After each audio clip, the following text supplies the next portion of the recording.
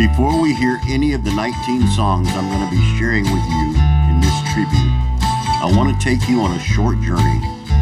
The life and times of the man who sang them, Ricky Nelson. Born Eric Hilliard Nelson on May 8, 1940 in Teaneck, New Jersey, Ricky was the son of band leader Ozzie Nelson and singer Harriet Hilliard. He practically grew up in the spotlight, starring alongside his family in the adventures of Ozzie and Harriet, first on radio and then on television. From 1952 to 1966, America watched Ricky grow up on screen. But in 1957, he did something that would change the course of his life. He sang the Fats Domino song, I'm Walking, on the show, and a music career was born. That one performance launched Ricky into the world of rock and roll stardom. His early hits, Poor Little Fool, Lonesome Town, Traveling Man, and Hello Mary Lou, made him one of the biggest teen idols of his time. He blended pop, rockabilly, and country like nobody else, backed by world-class musicians like guitar legend James Burton. Between 1957 and 1963, Ricky scored more than 30 top 40 hits. But in the 1960s, music changed. The British invasion arrived. Trends shifted. And Ricky Nelson, once America's clean-cut heartthrob, suddenly seemed like yesterday's news. But Ricky didn't quit. He evolved. In the late 60s, he formed the Stone Canyon Band, becoming one of the pioneers of country rock, a style that would influence future legends like the Eagles and Dwight Yoakam. He wasn't chasing trends, he was finding his voice. And that brings us to the Garden Party. On October 15, 1971, Ricky performed at Madison Square Garden in a rock and roll revival concert.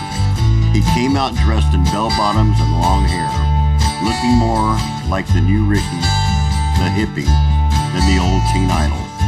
He played his newer material, including a country rock version of the Rolling Stones' Honky Tonk Woman. But the crowd wasn't having it. Some booed. They wanted the old hits, the old Ricky, the boy from TV. Rather than get bitter, Ricky wrote a song, Garden Party, and it became his answer to the critics, a musical declaration of independence. The lyrics said it all. You can't please everybody, so you've got to please yourself.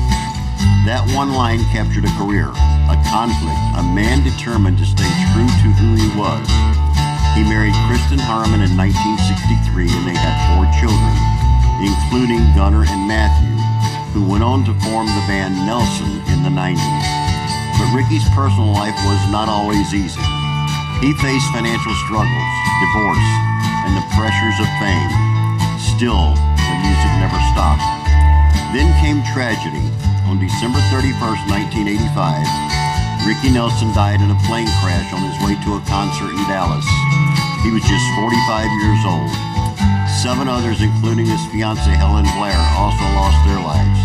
Despite early rumors, the cause was believed to be a fire from a faulty heater, not drugs as the tabloids claimed. Ricky was inducted posthumously into the Rock and Roll Hall of Fame in 1987.